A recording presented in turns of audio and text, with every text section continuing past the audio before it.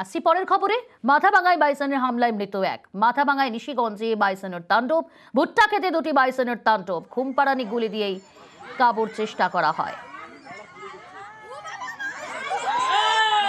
কথা বলবো, টেলিফোন লাইনে রয়েছে প্রতিনিধি রাজেশ। রাজেশ, দুজন জখম হয়েছিল, তার মধ্যে একজনের মৃত্যুর খবর পাওয়া যাচ্ছে, কি খবর রয়েছে?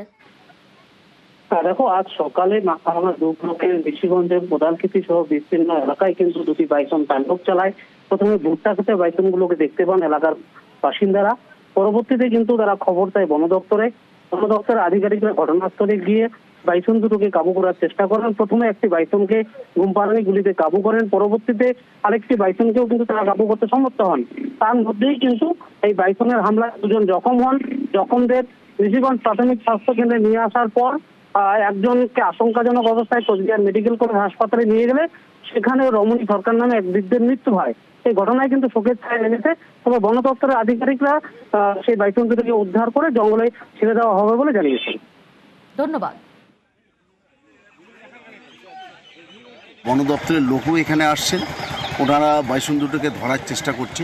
যখন ভুট্টা ক্ষেতগুলো হয়, বন থেকে ছুটে আসে, তারা গ্রামের মধ্যে ঢুকে মানুষজনের ক্ষতি করারও চেষ্টা করে। আমি গ্রামের মানুষজনের একটাই অনুরোধ করব যে যখন যে কোনো প্রাণী, বন্য প্রাণী যে কোনো গ্রামেই ছুটে যাক না কেন, তাদেরকে উত্ত্যক্ত করার থেকে বিরত থাকতে হবে। আসার পর আমরা দেখি যে এটা ভুট্টা খেতে ঘোরাঘুরি করছে, তো সেই অনুযায়ী আমরা ট্রাঙ্কুলাইজ করি, এটাকে জঙ্গলে ছেড়ে দেওয়ার জন্য ব্যবস্থা করবো। ভুট্টা ক্ষেত বা সবজি যে ফসল আছে সেখানে বাইসন মাঝে মাঝে চলে আসে।